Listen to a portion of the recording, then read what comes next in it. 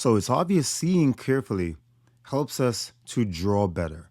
But there's a common saying in art that drawing actually helps us to see better. When I first understood this, it really helped my drawing process so much because we're used to thinking about how, seeing helps our drawing, but we don't think so much about how drawing helps us to see. So it's pretty obvious our drawings benefit, especially if it's from reference.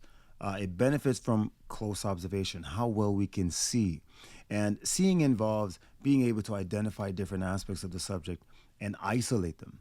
So I have to pay attention, even though it's just a shell, I have to pay attention to the texture, I have to pay attention to the form, the details, the light and shadow, the positive and negative shapes, all these little things. Now, when we apply our awareness of the visual elements of drawing to the way we see the world in general, really cool things happen. Lines and shapes, they pop everywhere. Lines have energy and force. Shapes have weight and personalities. You can feel the shape of the man's body fold around that strong line that the dog creates. So we're basically taking our skill of deconstructing the visual world and then reimposing it back on the world. We see rhythm lines in a dancer, visual weight in bowling balls. Rocks have features. And we witness this in Van Gogh's Starry Night. The sky and landscape is charged with the energy of the lines and rhythm he senses. And that's what he captures. That's more important to him than just capturing a realistic scene. And it's totally fine to impose this way of seeing what you sense on any subject, whether it's the face or birds.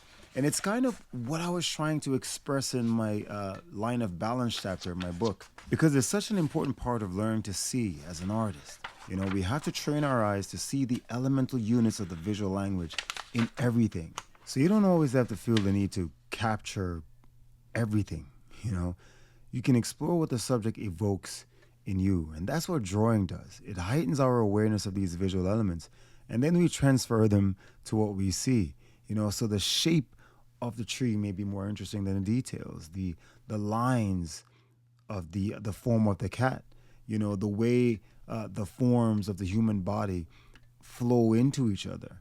And it's fine to explore just that, and ignore everything else or de-emphasize everything else and emphasize that. And I believe ultimately that's what creative expression is about. It's like seeing things that intrigues you about the subject and then expressing that in the way you depict the subject.